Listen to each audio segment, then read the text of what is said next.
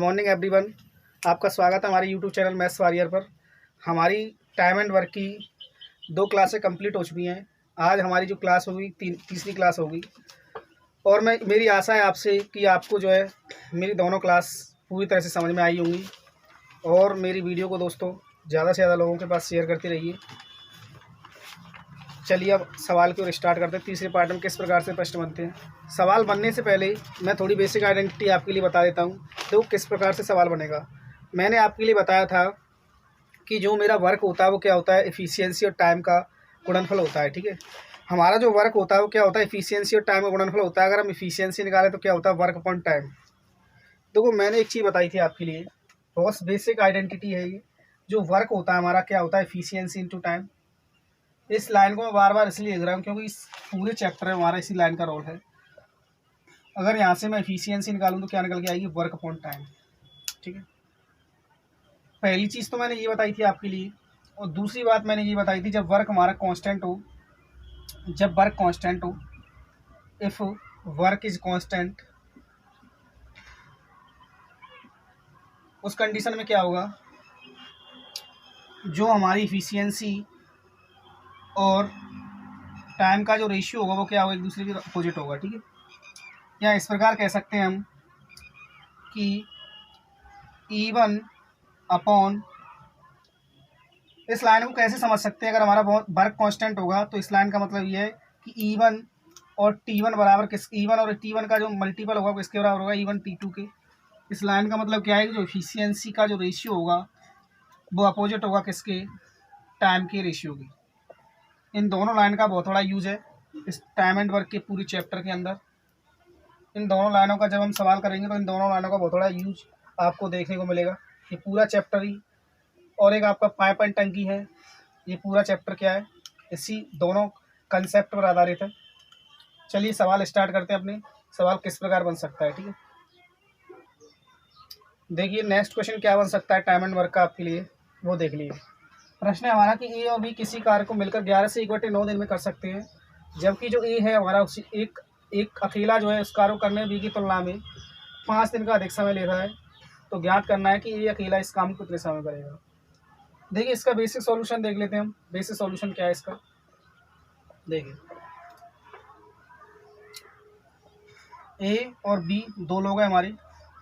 ये कह रहा है कि ए अकेला इस कार्य को करने में बी की तुलना में 5 दिन अधिक समय लेता है। इस लाइन का मतलब क्या है, अगर बी को मैं एक्स दिन मान लूँ, यानी एक्स दिन में किसी कार्य को कंप्लीट करता है, तो ए कितने दिन में करेगा, एक्स प्लस 5 दिन में। ठीक, फिर अगर हम इसका एलसीएम ले तो एलसीएम कितना आएगा हमारा, एक्स इंटू एक्स प्लस 5। ठीक है, इसके बाद में इसका डिवाइड इसके साथ करेंगे, कितना बचेगा, एक्स बचेगा। इसका इसके साथ डिवाइड करेंगे, कितना हो जाएगा, एक्स प्लस 5। तो इस लाइन का मतलब क्या है कि हमारा जो टोटल वर्क है वो कितना है, एक्स इंटू एक्स प्लस 5। और ए जो है एक दिन में एक्स काम करता है, बी जो है एक दिन में एक्स प्लस 5 काम करता है। ठीक है, अब इस प्रकार अगर हम देखें तो इस दोनों मिलकर इस काम को करते तो कितने समय में कर लेते। इसका अगर अंदर गुणा किया जाए तो कितना हो जाएगा, एक्स स्क्वायर प्लस के 5x। ठीक है, ये टोटल वर्क है। टोटल वर्क में अगर हम इफिशियंसी से डिवाइड करते तभी तो हमारा क्या निकल के आता है, टाइम निकल के आता है। तो टोटल वर्क क्या है हमारा, एक्स स्क्वायर प्लस 5x, और इफिशियंसी क्या है दोनों की, एक्स इंटू एक्स प्लस 5। इसका मतलब क्या है, 2x प्लस 5। इस लाइन का मतलब क्या है कि अगर दोनों मिलकर इस एक्स स्क्वायर प्लस 5x काम को करते 2x प्लस 5 की इफिशियंसी, तो इतना समय लग जाता। लेकिन प्रश्न में क्या कह रहा है, 11 से 1/9 दिन का समय लग रहा है। तो 11 से 1/9 दिन का मतलब कितना होगा, 100/9। यहाँ से अगर आप कैलकुलेट करोगे इसे तो कितना हो जाएगा, ये 9x स्क्वायर प्लस के 45x, और ये कितना हो जाएगा, 200x प्लस के 500। ठीक है, अब देखिए यहाँ पर इसको उधर ले आते हैं हम। ठीक है, इसको अगर इधर लाएंगे हम, देखो यहाँ पर क्या होगा, ये इस x, ठीक है ओके सही है, कोई प्रॉब्लम नहीं है। अब देखिए यहाँ पर 9x स्क्वायर 200x को इधर लाएंगे, कितना हो जाएगा, ये 155x। ठीक है, और ये कितना हो जाएगा यहाँ से, माइनस के 500 बराबर 6। आप इस प्रश्न को देख रहे होंगे, अगर आप इस प्रश्न को करने बैठ गए तो मुझे नहीं लगता कि आप इसे आसानी से सॉल्व कर पाएंगे। ठीक है, क्योंकि आपको लग रहा है यहाँ पर कि जो टाइम तो भाई थोड़ा ज़्यादा ही लगेगा इसमें, क्योंकि द्विघात समीकरण को जब आप सॉल्व करोगे तो समय बहुत लग जाएगा। ठीक है, तो हमें बेसिक से नहीं करना है इस सवाल को। हमारा जो सॉल्यूशन होगा वो किस प्रकार से होगा वो जान लेते हैं। ठीक है, क्योंकि द्विघात समीकरण से करने बैठ गई तो इतना तो पेपर में टाइम भी नहीं मिलता कि हम इसे आसानी से सॉल्व कर पाएँ। ठीक है, अब देखिए हमारा जो पेपर में करने का सॉल्यूशन होगा वो क्या होगा वो देखते हैं। ठीक है, हमने आपके लिए एक लाइन बताई थी, जो हमारा वर्क होता है वो क्या होता है, एफिशिएंसी इनटू टाइम। ठीक है, और मैंने एक लाइन ये भी बताई थी, जो हमारा टाइम होता है वो क्या होता है, वर्क अपॉन एफिशिएंसी। ठीक, तो यहाँ पर अगर देखा जाए तो टाइम कितना लग रहा है, 11 से 1/9 दिन। तो 11 से 1/9 दिन का मतलब क्या है, यहाँ पर 100/9। ठीक, इस लाइन को हम कैसे कह सकते हैं कि टोटल वर्क हमारा अगर हमारा 100 है तो इन दोनों की टोटल एफिशिएंसी कितनी है, 9। इस लाइन का मतलब यही तो है। ठीक, अब देखिए यहाँ पर अगर मैं मान लूँ ए और बी की इफिशियंसी कंबाइंड रूप से 9 दे रखी है। ठीक है, अब हमें इंडिविजुअली पता करनी है इनकी, किस प्रकार से पता करेंगे वो देखते हैं। अगर मैं ए की इफिशियंसी 1 मान लूँ, ठीक है, और ए की इफिशियंसी 1 हो जाएगी तो बी की इफिशियंसी कितनी हो जाएगी, 8। तो इस प्रकार अगर हम देखें 100 में डिवाइड करके, 1 का अगर मैं 100 में डिवाइड करूँ तो कितना होगा, 100 दिन लगेंगे, और इसका 2 का इसमें डिवाइड करूँगा कितने लगेंगे, 50 दिन। क्या 100 और 50 का अंतर 5 दिन अधिक आ सकता है, नहीं आ सकता। वो कह रहा है कि ए को जो टाइम लग रहा है बी से 5 दिन अधिक लग रहा है। तो यहाँ पर केवल एक ही कंडीशन सेटिस्फाई होगी, अगर ए के दिन मैं कितने मान लूँ, 4 मान लूँ। ठीक है, सॉरी, ए की इफिशियंसी 4 मान लूँ और बी की इफिशियंसी 5 मान लूँ। ठीक है, लेट करके ही करना पड़ेगा आपको ये। इसे हमने इफिशियंसी मान ली ए की 4 और बी की कितनी मान ली, 5। अगर हमारा टोटल वर्क 100 होता, 100 ही है हमारा, और इस 4 की इफिशियंसी अगर ए अगर काम करता है तो कितने समय में कर लेता, 25 दिन में। समझने की कोशिश करना। ठीक है, और अगर बी की इफिशियंसी 5 होती, 5 की इफिशियंसी से अगर 100 काम को करता तो कितने समय कर लेता, 20 दिन में। ठीक है, तो इस लाइन का मतलब आप समझ पा रहे हैं कि ए को कितना समय लग रहा है, 25, और बी को कितना लग रहा है, 20 दिन। तो इस लाइन ये सेटिस्फाई होती है। यहाँ पर ये कह रहा है कि ए जो है इस काम को करने में बी की तुलना में 5 दिन का अधिक समय लेता है। तो ये लाइन हमारी यहाँ पर क्या होगी, प्रूफ हो गई। तो इस आधार पर हम कह सकते हैं कि ए की इफिशियंसी कितनी है, 4, और बी की इफिशियंसी कितनी है, 5।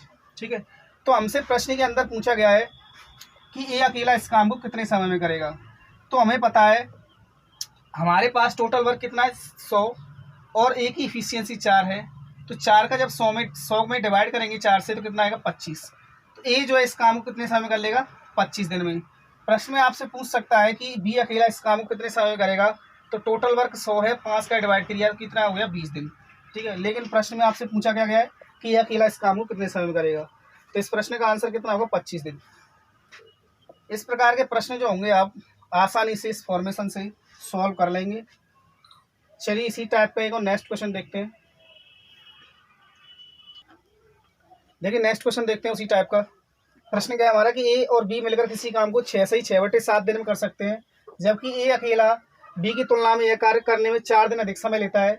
तो हमसे पूछा गया कि बी अकेला यह काम कितने समय में करेगा। देखिए हमारा तो वही काम है, 6/7 दिन का मतलब क्या होगा, 48/7। ठीक है, ये क्या है, हमारा टाइम ही तो है। तो टाइम क्या होता है, वर्क और एफिशिएंसी का रेशियो। तो ये क्या हो जाएगा हमारा वर्क, और ये क्या हो जाएगी हमारी इफिशियंसी। हमें क्या निकालना है यहाँ पर, ए और बी की इफिशियंसी अगर अभी पता चल जाए यहाँ से, तो हम बता सकते हैं कि ए अकेला इस काम को कितने समय में करेगा, बी अकेला इस काम को कितने समय में करेगा। अब देखिए यहाँ पर ए की इफिशियंसी अगर मैंने 3 मान ली, तो बी की इफिशियंसी कितनी होगी, 4, क्योंकि दोनों की इफिशियंसी कितनी है, 7। इस टाइप से मैं अगर मैं देखूँ, ए 3 की इफिशियंसी से 48 काम को करता तो कितने समय में कर लेता, 16 दिन में। और बी जो है 4 की इफिशियंसी से 48 काम को करता तो कितने समय में कर लेता, 12 दिन में। ठीक है, तो इस प्रकार हम देखें तो ए जो है बी की तुलना में 4 दिन अधिक ले रहा है।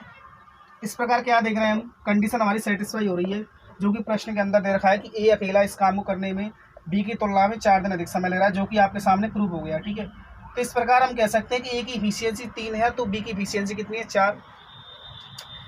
हमसे पूछा है कि बी अकेला इस काम को कितने समय में करेगा। हमारे लिए क्या वर्क कितना दे रखा है, 48, और एफिशिएंसी कितनी है बी की, 4। 48 की इफिशियंसी 48 टोटल वर्क है हमारा, और 4 की इफिशियंसी से हमें काम करवाना तो कितने समय में हो जाएगा, 12 दिन में। तो बी अकेला इस काम को कितने समय में करेगा, 12 दिन में। बहुत ही बेहद आसान क्वेश्चन है ये। मैं उम्मीद करता हूँ ये प्रश्न आपकी समझ में आ गए होंगे। अब नेक्स्ट क्वेश्चन देखते हैं अपना। ठीक है,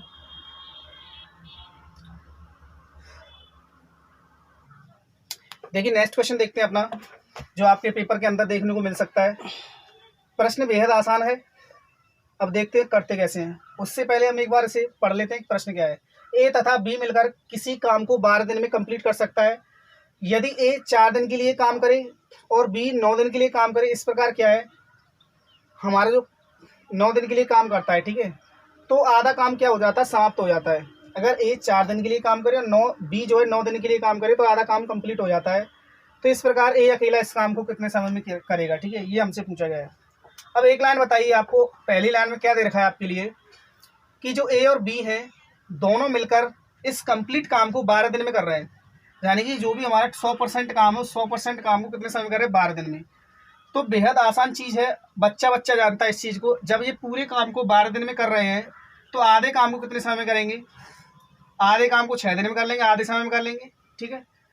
जब ये दोनों लोग कंप्लीट काम को 12 दिन में कर रहे हैं तो आधे काम को कितने समय में करेंगे, 6 दिन में, ठीक। लेकिन उसने कहा क्या है कि ए जो है 4 दिन काम करता है और बी 9 दिन काम करता है। तो एक चीज़ बताइए, ए ने 4 दिन काम किया जबकि यहाँ पर कितने दिन काम करा, 6 दिन। तो ए ने 2 दिन एक्स्ट्रा काम किया। इस 2 दिन एक्स्ट्रा काम ए को क्यों करना पड़ा, क्योंकि यहाँ पर हमें दिख रहा है कि बी ने 6 दिन काम किया, ए ने भी 6 दिन काम किया, बी ने भी 6 दिन काम किया है। जबकि प्रश्न में क्या लिखा है कि बी ने यहाँ पर 9 दिन काम किया है। तो इस बी के 3 दिन कम काम की वजह से ए को कितने दिन एक्स्ट्रा काम करना पड़ रहा है, 2 दिन, ठीक है। बी का जो 3 दिन का एक्स्ट्रा काम है, बी यहाँ पर 6 दिन काम कर रहा है, बी जो है यहाँ पर 9 दिन काम कर रहा है। तो बी को 3 दिन यहाँ पर एक्स्ट्रा काम करना पड़ रहा है। तो इस 3 दिन एक्स्ट्रा काम के करने की वजह से 3 दिन कम काम यहाँ पर कम काम करना पड़ रहा है। 3 दिन कम काम करने की वजह से ए को कितने दिन एक्स्ट्रा काम करना पड़ रहा है, 2 दिन यहाँ पर, ठीक है।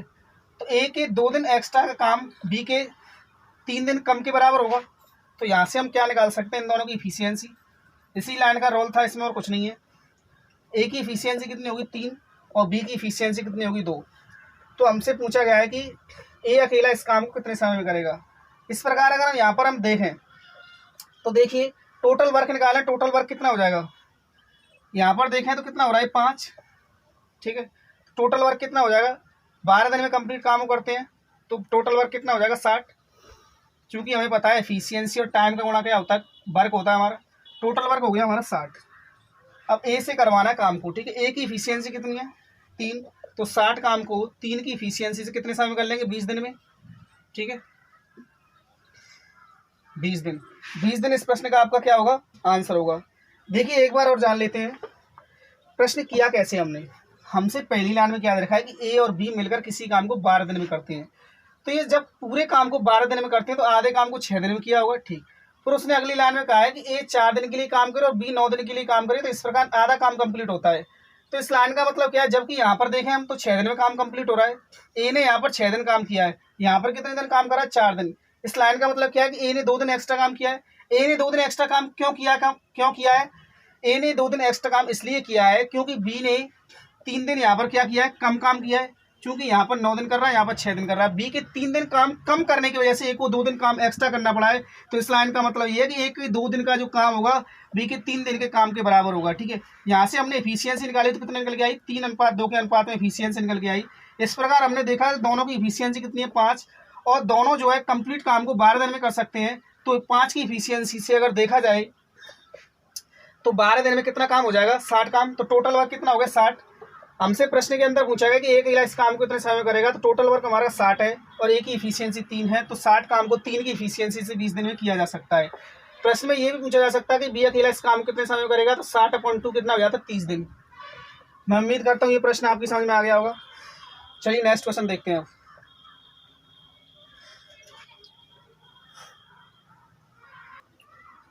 देखिए अपना नेक्स्ट क्वेश्चन देखते हैं, उसी टाइप का है। देखिए अगला क्वेश्चन देखते हैं अपना। प्रश्न क्या है कि ए और बी मिलकर किसी काम को 10 दिन में कर सकते हैं। ए 2.5 दिन के लिए काम करता है, बी 6 दिन के लिए काम करता है। इस प्रकार 45% काम कंप्लीट हो जाता है। तो बी अकेला यह कार्य कितने समय में करेगा। तो देखिए टोटल काम जो है हमारा, यानी कि 100% काम ए और बी के द्वारा कितने समय में हो रहा है, 10 दिन में, ठीक है।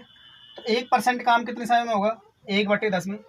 चूंकि आपको पता है कि जो भी हमारा कंप्लीट काम होता है अपने आप में 100% होता है। 100% काम कंप्लीट काम 10 दिन में हो रहा है। तो 1% काम कितने में होगा, 1/10 में। तो 45% कितने में हो जाएगा, 45/10 में। ये आप कह सकते हो 4.5 दिन में, ठीक है। इस लाइन का मतलब ये तो 4.5 दिन। तो यहाँ से अब एक चीज़ समझ में आती है आपके कि ए 2.5 दिन में काम करता है, ए 2.5 दिन के लिए काम करता है, जबकि यहाँ पर कितने समय के लिए काम कर रहा है, 4.5 दिन के लिए। तो ए ने कितने दिन एक्स्ट्रा काम किया है, ए ने यहाँ पर 2 दिन एक्स्ट्रा काम किया है। ए ने क्या है यहाँ पर 2 दिन एक्स्ट्रा काम किया है, ठीक है। तो ए को 2 दिन एक्स्ट्रा काम क्यों करना पड़ा, देखिए ए ने 2 दिन एक्स्ट्रा काम किया है, क्यों काम किया, क्योंकि यहाँ पर अगर देखें तो बी ने 6 दिन काम किया, यहाँ पर कितने दिन काम कर रहा है, 4.5 दिन। इसका मतलब 1.5 दिन कम काम किया बी ने। बी के 1.5 दिन काम को कम करने की वजह से ए को 2 दिन ज़्यादा काम करना पड़ रहा है। तो बी का 1.5 दिन का काम कितना हो जाएगा, कितना हो जाएगा, तो बी के 1.5 दिन के काम को कौन करेगा, ए 2 दिन में। तो इनकी इफिशियंसी यहाँ से कितनी निकल के आएगी, ए अपॉन बी कितना हो जाएगा यहाँ से 3/4। सेम वही क्वेश्चन है जो पहला वाला क्वेश्चन कराया था मैंने। यहाँ पर हम देखें तो ए की इफिशियंसी 3 होगी, बी की इफिशियंसी 4 होगी। इस प्रकार अगर देखें टोटल काम कितना हो जाएगा, टोटल इफिशियंसी कितनी है 7 और टोटल टाइम कितना लग रहा है 10। तो टोटल जो वर्क हो जाएगा कितना हो जाएगा 70।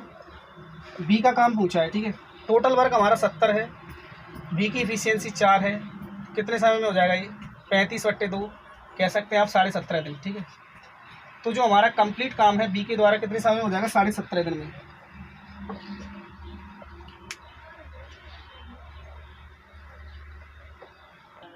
मैं उम्मीद करता हूँ आज की क्लास मेरी पूरी तरह आपकी समझ में आ गई होगी, और आप इसी प्रकार हमारी वीडियो को शेयर करते रहिए, और आपके लिए हम बेस्ट से बेस्ट कंटेंट इसी प्रकार लाते रहेंगे। और हमारे चैनल को लाइक करें, शेयर करें, सब्सक्राइब करें और बेल आइकन को जरूर दबाएं, जिससे क्या हमारी वीडियो का नोटिफिकेशन आपके लिए जल्द से जल्द तुरंत पहुँच जाए, ठीक है। थैंक्स फॉर वॉचिंग मेरे प्यारे दोस्तों।